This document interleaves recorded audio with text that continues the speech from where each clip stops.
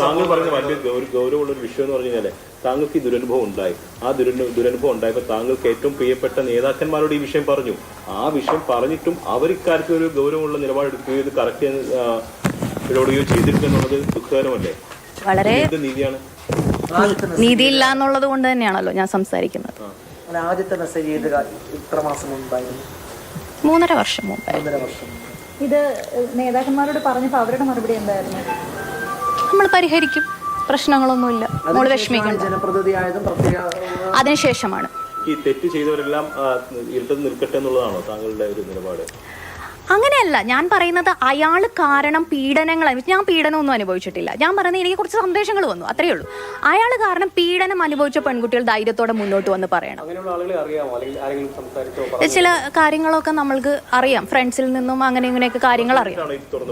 അതെ അതെ, ഒരാളെങ്കിലും ഞാൻ ആ ഫേസ് ചെയ്ത സ്ത്രീകൾക്ക് വേണ്ടി, സ്ത്രീകളുടെ ഒരു റെപ്രസെന്റേറ്റീവ് എന്നുള്ള നിലയിൽ ഒരാളെങ്കിലും ഇതിനെക്കുറിച്ച് ഒന്ന് ടേക്കപ്പ് ചെയ്യണം, അറ്റ്ലീസ്റ്റ് ഒന്ന്.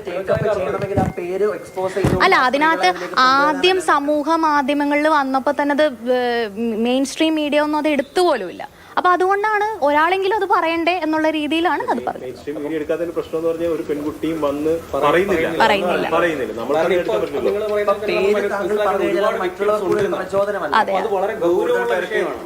വലിയ ഗൗരവമാണ്. കാരണം ഇങ്ങനെ ഒരു നേതൃത്വത്തിൽ ഇരിക്കുന്ന വ്യക്തി ഒരുപാട് പേർക്ക് ഇങ്ങനെ ശല്യമായി മാറുന്നു, എന്നിട്ട് ആ വ്യക്തിനെ പല സ്ഥാനങ്ങളിൽ എത്തിക്കുന്നു എന്നൊക്കെ പറയുന്നത് വലിയൊരു സംരക്ഷണ സംവിധാനം തന്നെ ഈ വ്യക്തിക്കുണ്ട്.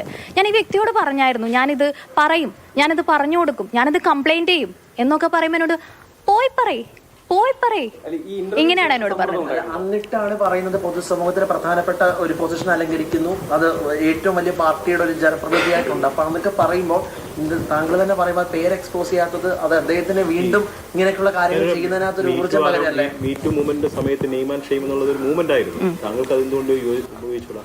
അതാണ് ഞാൻ പറഞ്ഞത്. ആ പ്രശ്നങ്ങൾ ഫേസ് ചെയ്ത സ്ത്രീകൾ മുന്നോട്ട് വരണം എന്നാണ് ഞാൻ പറയുന്നത്. ഞാൻ അതൊരു ചെറിയ കാര്യം, എൻ്റെ അനുഭവം ഞാനത് വ്യക്തമാക്കി, ഇങ്ങനെയാണ് സംഭവം എന്നുള്ളത്. അതെന്താണ് ആരാണെന്നുള്ളതും നമുക്കറിയാം. പക്ഷെ അത് കൂടുതൽ അത് മുന്നോട്ട് കൊണ്ടുപോകേണ്ടത്, ടേക്കപ്പ് ചെയ്യേണ്ടത് ആ പ്രസ്ഥാനത്തിൽ തന്നെയുള്ള സ്ത്രീകളും.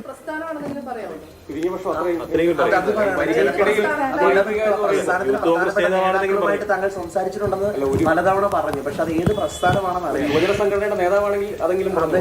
ഞാൻ ഒരു പ്രസ്ഥാനത്തിനെയും തേജോവധം ചെയ്യാനോ പറയാനോ ഉദ്ദേശിക്കുന്നില്ല. അതിന്റെ സംസ്ഥാനത്ത് ഒരു ജനപ്രതിനിധിക്ക് നേരെയാണോ ഈ ആരോപണം? ഞാനത് പറഞ്ഞല്ലോ, ഞാനത് പേരെടുത്ത് പറയുന്നില്ല. Who cares എന്ന ആറ്റിറ്റ്യൂഡാണ്. ഒരു പേര് പറഞ്ഞാൽ തള്ളിക്കളയോ? രാഹുൽ മാങ്കൂട്ടത്തിനെ പറ്റിയാണോ ഈ ആരോപണം? No comments.